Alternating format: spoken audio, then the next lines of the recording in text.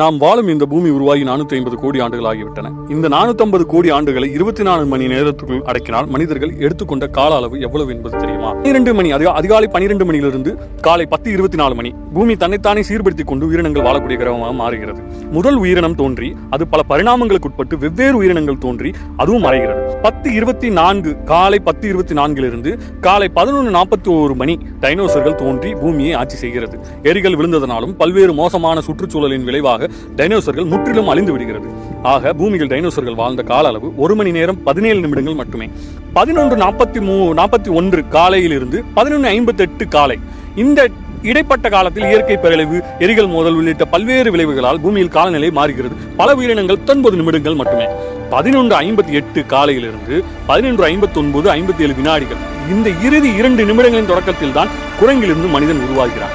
சேப்பியன்களும் நியாண்டர்தல்களும் பரிணாமம் அடைந்து விலங்குகளை வேட்டையாடி நாடோடிகளாக வாழ்கின்றனர். இதற்கு எடுத்துக்கொண்ட கால அளவு வெறும் 1 நிமிடம் 57 வினாடிகள் மட்டுமே. 11:59 மதியம் 12 மணி, அதாவது 3 வினாடிகள். இந்த 3 வினாடி காலத்தில் தான் வரலாற்றில் ஆதாரப்பூர்வமாக பதிவு செய்யப்பட்ட மெசபட்டோமியா நாகரிகம், சிந்து சமவெளி நாகரிகம் தோன்றி படிப்படியாக வளர்ச்சியடைந்து மனிதன் தற்போதைய நவீன தொழில்நுட்ப காலத்திற்குள் நுழைகிறான். ஆக பூமி உருவாகி 24 மணி நேரத்தில் இதுவரை மனிதன் வாழ்ந்த கால அளவு வெறும் 3 வினாடிகள் மட்டுமே. இந்த அற்ப காலத்தில் தான் மனிதன் எண்ணற்ற கடவுள்களையும் சாதி மதங்களையும் உருவாக்கி பூமியை சீரழித்து வைத்திருக்கிறான். இந்த பூமியில் தங்கியிருக்கிற இன்னொரு 24 மணி நேரம் இருக்கிறது. இதிலாவது அவன் முழுமையான அறிவுள்ள மனிதனாக வாழட்டும் என்பதுதான் இந்த அறிவியலின் மிகப்பெரிய ஒரு மன்றாடல் என்று கூட சொல்லலாம்.